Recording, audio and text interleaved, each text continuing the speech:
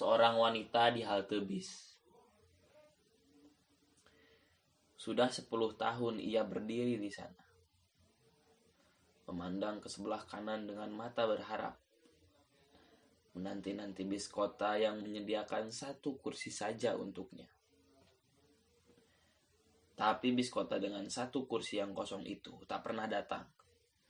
Dari sebelah kanan selalu muncul bis kota yang sudah miring ke kiri karena penuh dan sesak, dan begitu banyak orang bergelantungan pada kedua pintunya. Dan karenanya wanita yang berdiri di halte itu tak mau naik. Semua orang di kanan dan kirinya juga selalu memandang ke arah yang sama. Begitu ada bis muncul di ujung jalan itu, wajah mereka jadi tegang. Dan meskipun bis itu belum sampai di halte, mereka telah melesat serabutan saling berebut tempat dengan kasar dan tanpa malu-malu. Mereka tak saling bercakap, tapi bersaing dengan ketat. Seinci tempat berpegang di pintu bis sudah cukup jadi alasan berebut. Di halte itu, setiap saat orang-orang memandang ke kanan dengan wajah penuh harapan. Begitu juga wanita itu. Aku mengenal wanita itu 10 tahun yang lalu, dalam kereta api malam yang berangkat ke daerah. Kereta api yang penuh dan sesak, dan bau dan banyak pengemis, tapi masih menyediakan satu kursi untuk wanita itu. Memandangnya sepintas, aku pun tahu, ia merasa tersiksa. Berkali-kali mengusap keringat di dahinya dengan wajah menderita, dan dari mulutnya selalu terdengar nada semacam keluhan yang tidak begitu jelas. Barang-barangnya begitu banyak, koper-koper, kardus-kardus dengan ikatan tali rafia, tas-tas plastik, besek-besek, dan entah apa lagi. Apakah ia juga mau mengadu nasib di Jakarta? Setiap hari kereta api dan bis malam memuntahkan orang-orang yang berangkat dengan tujuan mengadu nasib. Sepanjang malam kami tidak saling bercakap. Tapi ketika kereta api memasuki stasiun terakhir, aku membantu ia menurunkan barang-barangnya. Soalnya kasihan. Ia begitu putih, ia begitu kurus. Wajahnya begitu letih dan kulitnya begitu halus. Tentunya ia tak biasa mengangkat barang berat, tak biasa mencuci, dan mungkin tak biasa pergi sendiri. Kasihan. Aku mengangkatkan barang-barangnya sampai ke halte. Tujuannya kemana sih, Mbak? Priuk. Barang-barangnya banyak. Kenapa tidak naik taksi saja? Tidak apa-apa. Saya mau naik bis saja, lebih murah. Aku ingin mengatakan, sulit sekali naik bis dengan barang sebanyak itu. Aku juga ingin meminjaminya uang. Kalau ia memang tidak punya. Kalau terpaksa, tidak bisa dikembalikan juga tidak apa-apa. Asal ia bisa selamat sampai tujuan. Tapi wajahnya sudah menunjukkan isyarat tidak mau diganggu. Mungkin ia takut ditipu. Semua orang asing selalu curiga pada orang yang belum dikenalnya. Mungkin aku memang bertampang penipu yang bertebaran di Jakarta. Apa boleh buat? Ku salami dia dan kami pun berpisah. Dari ujung jalan, aku masih menoleh kembali ke halte itu. Kulihat wanita itu memandang ke arah kanan dengan mata penuh harapan, menunggu bis kota yang akan membawanya ke tempat tujuan. Alhamdulillah. Di sekitarnya orang-orang juga memandang ke satu arah, menanti-nanti bis kota yang akan selalu datang dengan terseok-seok karena kebanyakan penumpang. Seminggu kemudian, aku lewat tempat itu lagi. Loh, Mbak, kok masih di sini? Iya nih, habis tidak ada kursi yang kosong.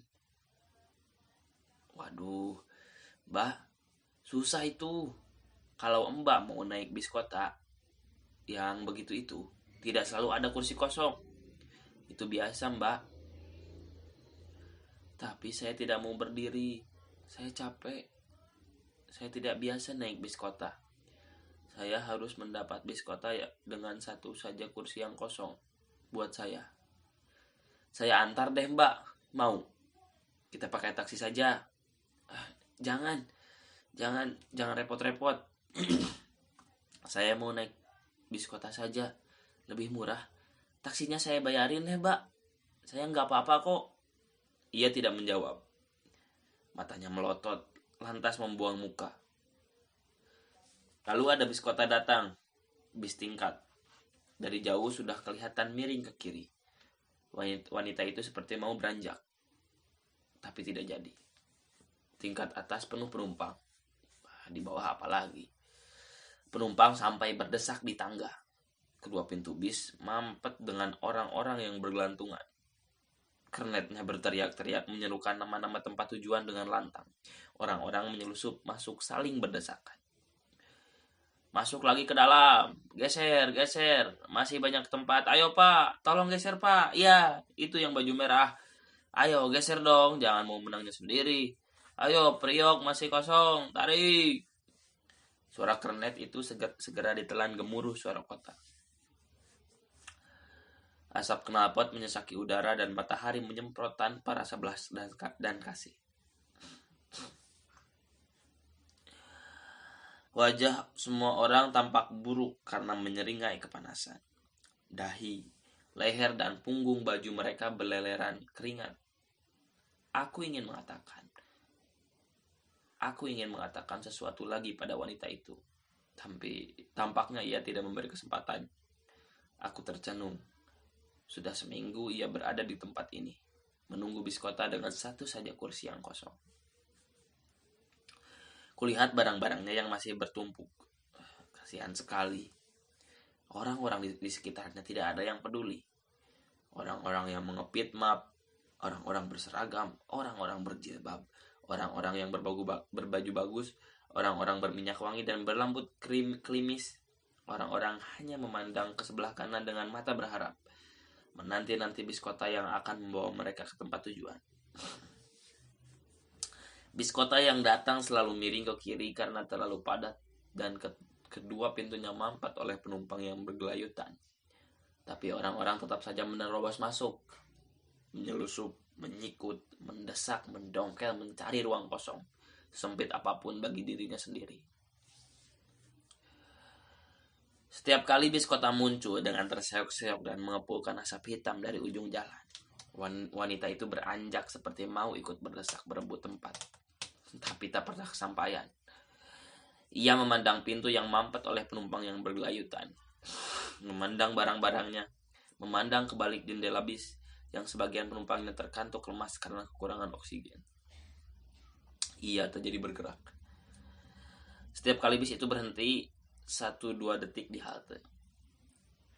"Itu mbak, bis ke Priuk, cepatlah naik." "Tidak, nanti saja. Tidak ada kursi yang kosong." "Olah adalah Bayu. Sampai kapan kamu mau menunggu?"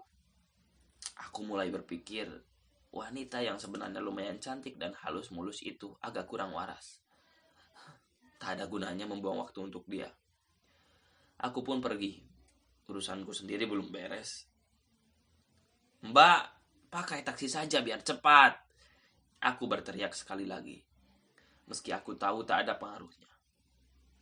Ia melihatku sebentar, seperti mencoba berpikir. Ia tidak menjawab apa-apa, tapi aku juga tidak menunggu jawaban.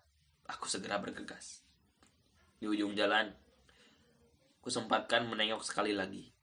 Ia masih di sana. Hari telah senja. Aku melangkah pergi dengan kenangan itu.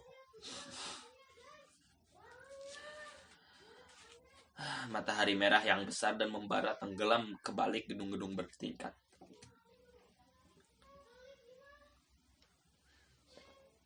Cahayanya yang kejinggaan, agak kekuningan tapi masih juga kemerahan, bergetar belingsatan menggapai awan gemawan senja hari.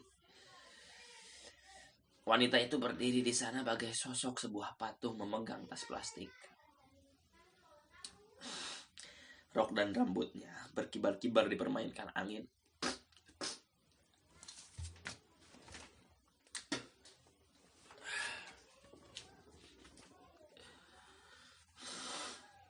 Betapa sunyi ia di sana. betapa sepi. Orang-orang di sekitarnya mungkin mengenali wanita itu, tapi mungkin juga tidak. Perhatian mereka terpanjang ke arah kanan, menanti-nanti bis kota yang akan membawa mereka ke tempat tujuan. Lantas hari-hari pun berlalu. Meski tak selalu ingat, namun aku tak pernah bisa melupakan wanita yang masih saja berdiri di halte bis itu. Setiap kali aku melihat wanita lain membawa tas plastik, aku teringat wanita itu kembali. Di Jakarta ini ternyata banyak juga wanita-wanita berpakaian lusuh, menenteng tas plastik dengan wajah kuyup. Sebetulnya aku tak pernah terlalu peduli dengan wanita-wanita macam apapun. Tapi semenjak wanita di halte bis itu mengganggu pikiranku, aku kadang-kadang memperhatikan wanita-wanita lain. Aku ingin tahu apakah ada wanita lain yang seperti itu. Dan ternyata memang banyak juga wanita-wanita menyandang tas plastik dengan pakaian lusuh dan wajah kuyup. Di dalam bis kota yang kosong, di tengah malam yang sunyi, kubiarkan angan-anganku bebas mengembara. Siapakah wanita-wanita lusuh dengan tas plastik dan wajah kuyup itu? Aku bagai melihat para pelaku sandiwara yang muram. Di dalam bis kota yang kosong, dalam siraman cahaya yang berganti-ganti warna, aku berpikir tentang sekian juta orang yang tertidur pulas setelah diderak kerja yang keras. Betapa hidup begitu berharga direnggut. 3 piring nasi sehari, 3 gelas kopi, 3 sisir pisang, dan setumpuk angan-angan. Alangkah mahalnya hidup. Kalau saja kita tidak bisa lapar, kalau saja tidak ada yang dinamakan perut, kalau saja tidak ada yang dinamakan perut, makanan, hidup. Bis kotaku yang kosong melaju bagaikan sebuah perjalanan di alam mimpi. Gedung-gedung tinggi yang sunyi, lampu-lampu kota yang bagus, segera berkelebat ke belakang menjadi masa lalu. Aku melihat diriku terpuruk di bangku paling belakang. Di kaca jendela yang kotor, aku melihat diriku yang asing. Siapakah ia yang ditelan galau jalanan? Siapakah dia? Sudah 10 tahun mengembara dari bis kota satu ke bis kota yang lain. Sudah 10 tahun memeras tenaga untuk satu saja kursi yang kosong. Bis kotaku melaju melewati halte di mana wanita itu masih saja berdiri di sana, menanti satu saja kursi yang kosong. Sayang, bis kotaku melaju di arah yang berlawanan. Ia masih berdiri seperti patung, sambil memegang tas plastik dan rok lusuhnya melambai-lambai ditiup angin. Ia masih di sana, tapi ia pun segera berkelebat di telan malam, menjadi masa lalu bagiku. Aku teringat setiap wanita yang kukenal di setiap persinggahan. Memang, aku ini cuma seorang pedagang keliling, tak pernah menetap lama di suatu tempat. Selalu jatuh cinta, tapi tak pernah setia. Aku melakukan perjalanan keluar masuk desa, naik turun gunung, hilir mudik sungai, dan menyusuri pantai-pantai. Aku menjual barang-barang kebutuhan hidup sehari-hari, maupun barang-barang impian kota besar. Ya, sekedar supaya bisa bertahan hidup. Aku tidak ingin kaya. Aku hanya ingin hidup.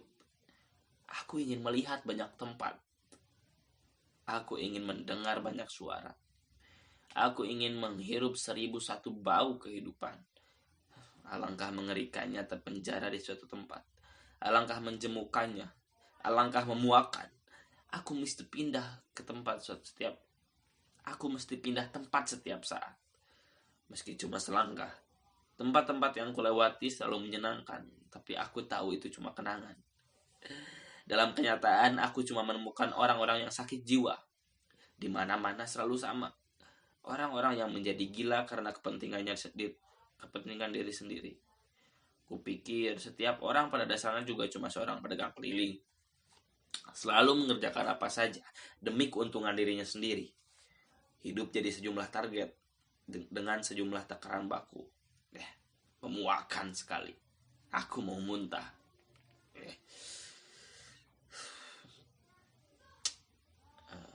Apakah wanita itu juga seorang pedagang keliling? Iya, iya, iya. Siapakah wanita itu? Dari mana? Mau kemana? Dalam hati aku bertanya-tanya dan mereka-reka. Apakah ia seorang pecinta yang merana ditinggal kekasihnya? Apakah ia seorang istri yang frustasi dan minggat karena suaminya main gila? Apakah ia seorang istri yang diceraikan karena tidak bisa punya anak, lantas mengadu nasib di ibu kota? Apakah ia seorang ibu yang kehilangan anak karena suatu kecelakaan yang mengerikan? Apakah ia seorang wanita yang habis melahirkan bayi hasil hubungan gelap dan lantas menyesal karena bayinya dibuang ke tong sampah?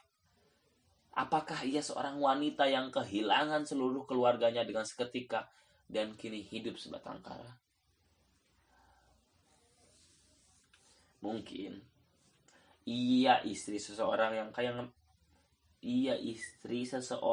kaya raya dan sedang pura-pura menjadi gila.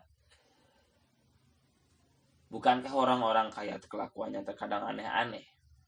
Bukankah hidup ini kadang membosankan dan kita memerlukan kejutan-kejutan? Mungkin ia seorang artis tidak terkenal yang sedang membuktikan kemampuan untuk memperdayakan semua orang. Mungkin saja wanita itu sedang menunggu seseorang, entah siapa, sampai orang yang ditunggunya pun muncul entah sampai kapan. Mungkin juga wanita ini benar-benar pasien rumah sakit jiwa yang lepas. Tapi ia punya otak untuk bertahan hidup di tempat itu sejak 10 tahun yang lalu. Entah apa lagi yang dijualnya. Setelah barang-barangnya habis, ia tukarkan nasi bungkus. Apakah ia menyewakan tubuhnya? Ia berkulit putih dan berwajah lumayan. Dan di setiap halte bis selalu ada orang-orang yang iseng, yang mau meniduri siapa saja yang berwajah lumayan. Apalagi kalau malam hari. Siapakah dia? Dari mana? Mau kemana? Anak siapa? Berapakah saudaranya? Adakah orang-orang yang kehilangan dan mencari dia? Adalah betapa sebuah jalan hidup, betapa sebuah perjalanan. Aku masih meluncur di dalam bis kota yang kosong. Bis kotaku meluncur tanpa kernet dan tanpa sopir. Aku merasa naik buruk. Aku masih teringat wanita itu. Yang pasti masih saja berdiri di halte bis sambil menengok ke arah kanan, menanti-nanti bis kota dengan satu saja kursi yang kosong. Sudah 10 tahun ia berdiri di sana. Sudah 10 tahun. Jakarta, 1987.